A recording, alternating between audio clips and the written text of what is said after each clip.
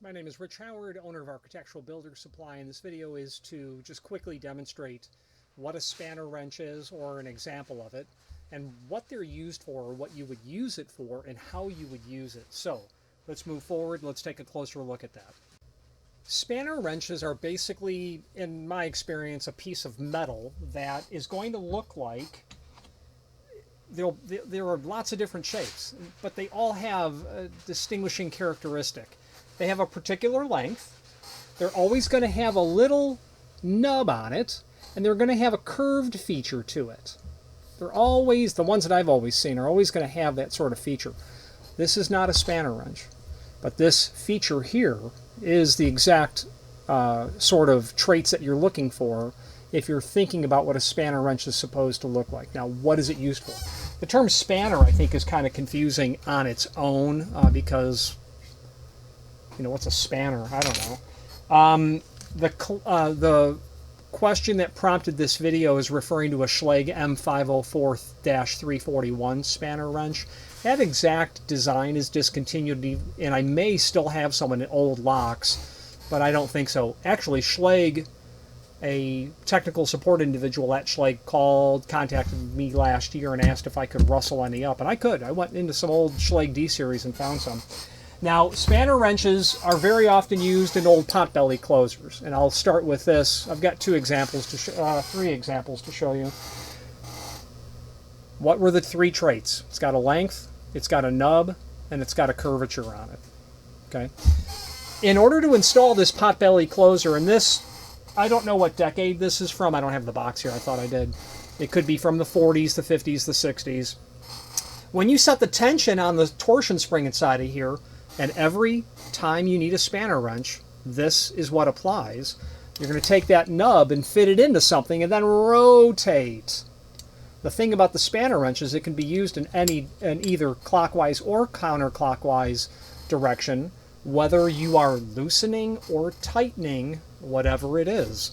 A ratchet on a Potbelly closer, a decorative cap on shower door towel bars, or a sub stem escutcheon for a cylindrical lock or a mortise-lock. Let's put that aside. I don't have a Rockwood spanner wrench here, but that little tool that I had initially will serve as a means by which to demonstrate. And I apologize in advance. The inquiry had a question on show me what it's for, but also stop wasting my time. So I'm going to fail in one of those two.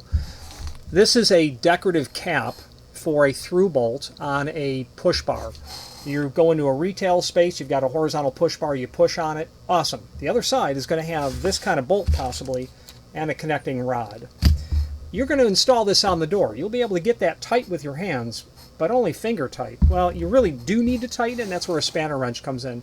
You get that in there and you just rotate it. You want to loosen it? Great. Turn it over and loosen it. Okay? That is an example of when it's on decorative hardware or trim and auxiliary hardware.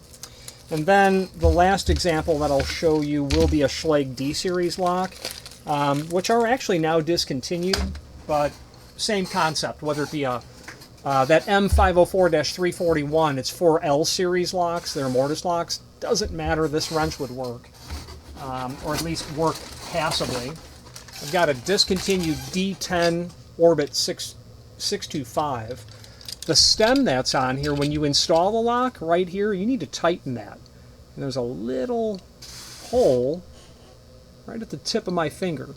Well, luckily, because spanner wrenches, as evidenced by the client's confusion, they're not typical. You're not going to probably have a spanner wrench in your toolbox, spanner wrench. So when you're installing this multi-tool is a spanner wrench, but it's also a multi-tool in the sense that I can pull the knob off.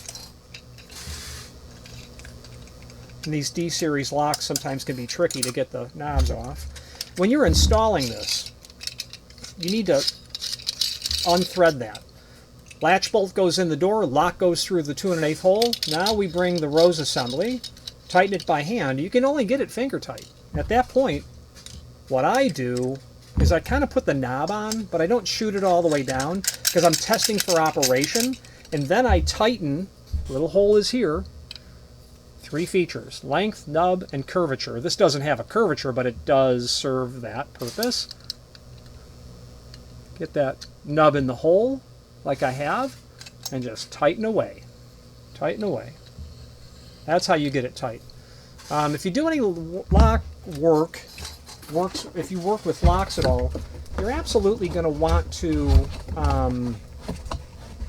not throw out the spanner wrenches, because sooner or later someday you might have a need for it, like removing the lock. Put it in your toolbox. Mark it spanner wrench. Now, if you were to dive into the world of the internet, I'm sure that you'll find countless other examples, but spanner wrenches are used in those types of applications. Lockset trim, the ratchet on top of a potbelly closer. You probably are never going to encounter those, but trust me, lots of people have to deal with. We rebuild these potbelly closers. Client sends it to us, and we assume that, well, if you removed it from the door, you can probably reattach it to the door. And in order to get it off the door, you probably discovered that the arm is under tension. You need some sort of a wrench to get that ratchet to loosen so that you can pull the pin and get the arm disconnected from the ratchet pin. Well, when a potbelly closer from the 19th century, 1900s, 1910s, 1920s, all the way up to today in 2025, it'll include a tool. And a spanner wrench is the right tool. I actually have an old Corbin spanner wrench. I've been thinking, they're so impossible really to get your hands on. I've been thinking about milling them on my CNC just so that I can make them for customers, because customers will get the closer back. There's no tension set on it because I don't know if it's left hand or right hand. Well, we do actually, but we don't know how many holes of tension are required in order to preload that. Plus, you don't want preload on the closer as you're trying to push the arm and then tighten the arm to tighten the rod shoe to the header. They're not preloaded, so you need a spanner wrench. Now, some people will use a channel lock to do that, or a pipe wrench. That's awful. You don't want to muck up your ratchet. But at the end of the day, getting spanner wrenches for certain applications might be tough.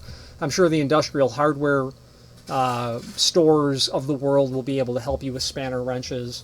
And know this, if you're ordering a piece of hardware that requires that you use a spanner wrench, one's going to be included. The only time that people buy spanner wrenches from us, like in that Schlage box, is because they've thrown them all out. I've thrown out a bushel load of them.